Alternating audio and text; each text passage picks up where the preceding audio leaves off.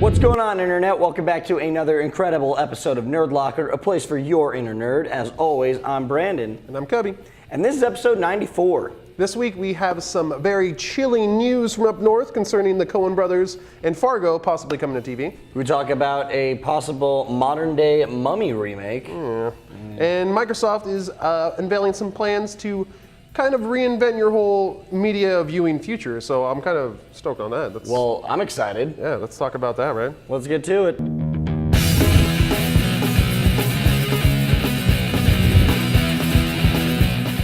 Marvel Studios is very happy with the recent hype that was built from the introduction of Thanos in the Avengers movie. This was made clear with the announcement of Thanos being in the Guardians of the Galaxy movie and the new Avengers 2 movie. Also, in a recent interview, Kevin Feige stated that a new Hulk third movie seems very possible, and he stated that some good storylines might be Planet Hulk or World War Hulk. Well, as fun as that sounds, it would be a fun ride. I think we'd all enjoy that. It'd be really cool to have Iron Man 4 come back and you see the Hulkbuster Iron Man suit because he has to fight the Hulk.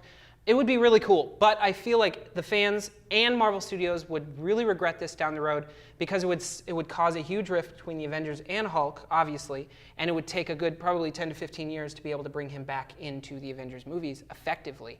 So, I mean, I think this might cause a retcon, and I think we are just so happy with the Marvel Universe right now in film. Yes. I don't think we should do anything to screw that up. And Hulkbuster Iron Man, as awesome as it sounds, just might screw that up. Joss Whedon, don't let it happen! You speak for us now. Please make sure this does not go through. So we got some news from MGM and FX Networks actually very recently. Some very interesting and chilling news. Little Fargo, North Dakota chilling. Oh man! Yeah, it seems that they've gone to the Coen brothers to executive produce a show based on Fargo, which is pretty awesome. I love the idea, what they're doing. Yeah. I don't know exactly what they're doing. Yeah. Like, what story are they going along? I'm pretty sure that there was a finite ending in the movie, so I don't know. I don't know if they're trying to recreate some of the things that happened in the movie. I don't know if they're just going, hey, Fargo's this really messed up place. Like you said earlier, Fargo's like Twin Peaks? Okay. Maybe. Cool, I guess There's a lot of cool, quirky, weird things going on in all that snow, but I don't know. I mean, MGM Productions has gone and tried to make a Fargo TV show already with Edie Falco even, and I just found out about it today. So it pretty much went nowhere. So I don't know. I'm a little iffy on whether or not this can actually like carry on as a show. Hopefully having the Coen brothers involved will make this good and get it going. Otherwise, I honestly don't know what they're doing. Yeah, it's kind of up in the air, but I'm totally down. The Coen brothers are awesome. All right, so it's a new month, which means new video games. Here's some releases coming out in October. Resident Evil 6 hits stores October 2nd. Pokemon Black and White 2 comes out on October 7th. Dishonored comes at us on October 9th. On October 16th, we get James Bond 007 Legends. And finishing out the month on October 30th is Assassin's Creed 3 and Marvel Avengers Battle for Earth. I'll probably be picking up most, if not all of these. Let me know what you guys are looking forward to, and I'll see you on Xbox Live. So recently it was announced that Microsoft has hired former CBS president Nancy Tellem to run a production studio in Los Angeles. Basically, she's going to be in charge of shoving as much interactive and linear content as she can into the Xbox and other systems that Microsoft supplies. Okay, Bobby, you're speaking in tongues. Can you explain what the hell you're talking about? In layman's terms, it means that Microsoft wants to have a one-stop shop entertainment center for your living room. They want to be able to package your video game console, your cable box, and your computer all in one place so that you can do all of those things on the same device. Plus, this would hopefully mean they'll be able to record all that content at the same time. It would be awesome to be able to play Batman Arkham City and go back and watch myself play Batman Arkham City. And Tellem worked at CBS for 15 years, so I'm going to assume that she knows what she's talking about. Probably. If she doesn't, though, she can probably ask her cousin, Soulja Boy. Oh. Tell him! So we got some cool horror movie news, actually, just recently. I know you're a horror movie fan, a fanatic. Love them. I dabble, you know, I like to stick my toe in every now and then. You know, yeah, pretty much. But it seems that Len Wiseman wants to take a break from loving his sweet wife, his beautiful wife, Kate Beckinsale, and he's actually going to be remaking The Mummy.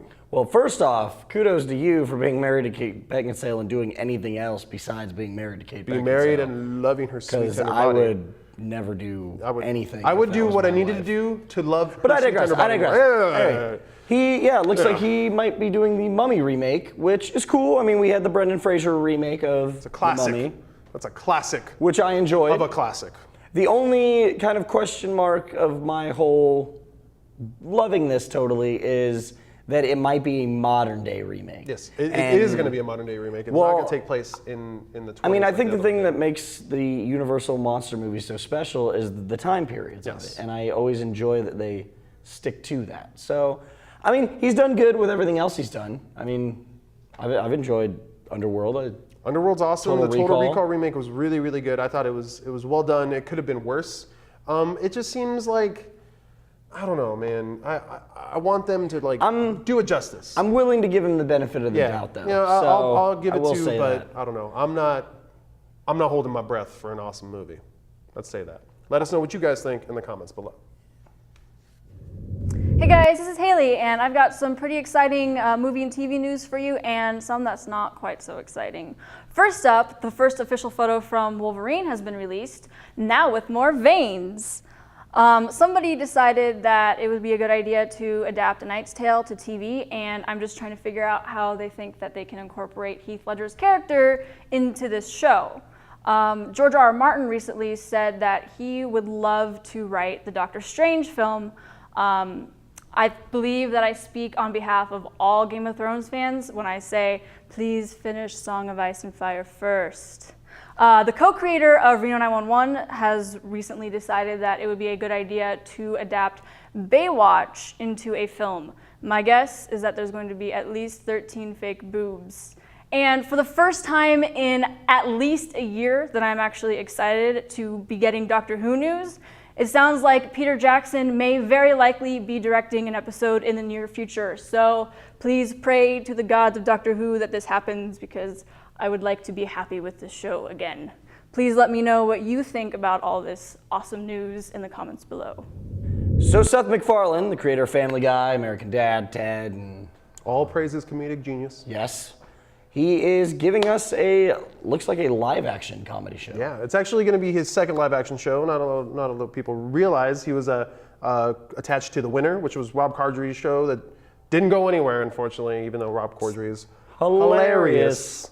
Anyways, this show, it's about two successful 30-year-olds who end up living with their dads. Their dads kind of just moved in with them, and kind of hilarity ensues. There's not much known about this show. All that we know is that a pilot's coming out, and no matter what the reception of the pilot is, they will have a series. It's kind of like the contract that he had with Fox. Which is cool. It's pretty awesome. There's no word on if he'll actually star in this. I kind of hope he does. 'Cause Same here.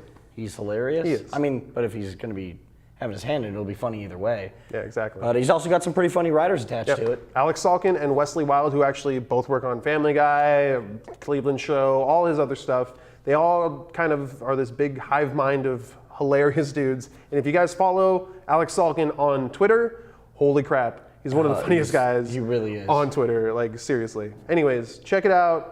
Check him out, and just kind of keep your ear open for this, because Yeah. I cannot wait to see what happens with the show. Me neither. Hey guys, this is Haley, and my pick this week is a short film on Vimeo called Metro. It's a really cool animated short about a little girl who's going through a subway trying to get her ticket to get in, but a fox kind of derails her from her path. It's really cool visually because it'll be in one spot and then next, and sometimes it'll take up the whole screen, sometimes it doesn't. And it's just fun the whole time. For whatever reason, I don't know why the music doesn't sound like it, but it kind of reminded me of Rhapsody in Blue, you know, when they did it in Fantasia 2000. I don't know why, but it just kind of made me feel that way about it. So I definitely recommend this film. I know. I have another Netflix pick this week, Malcolm in the Middle. I noticed it was on my suggested queue on Netflix, and I just had to watch it because I'm such a huge fan of Breaking Bad. And I remember watching Malcolm in the Middle when I was a youngster, and seeing how funny Malcolm's dad was in that show, and then seeing Bryan Cranston play this ridiculous badass in Breaking Bad. I had to go back and rehash on my feelings towards him, and it was a fun ride. It really was. I watched through all of the seasons of Malcolm in the Middle, And I was really happy, and I felt fulfilled again. And if nothing else, it just got me back in the mood to catch up on Breaking Bad, and this season is insane. So it'll be, my pick this week is Malcolm in the Middle on Netflix. Hey guys, Brandon here, and my pick this week is Hobo's Lament from Larry and His Flask. These guys are awesome. It's a 6-song EP available on iTunes for under $6. Pick it up. These guys rule. Hey there guys, Guppy here with my pick this week. It is going to be Amy Adams from The Master. Her performance in that movie was ridiculous. And I wanted to pick it last week, I didn't get to, so I'm picking it this week. It just completely took me away from everyone else in the movie. And Philip Seymour Hoffman does a great job. Joaquin Phoenix does a great job. But Amy Adams' performance is just spectacular. One of the saving graces of that movie. Check out my review. I got to see it, and it's a little shaky on it. But check it out. Let me know what you guys think. Hey there, nerds. Jim here with my pick of the week, and it is specifically Aaron Raybolt for getting me this shirt from Mondo. Love it. Thank you, Aaron. Keep up the good work. All right, that is going to do it for episode 94 of Nerdlocker. But until next week, be sure to check us out on Twitter, Facebook, YouTube, and nerdlocker.com for all your nerdy news. I'm Brandon. And I'm Cubby. And you guys have a nerdy week.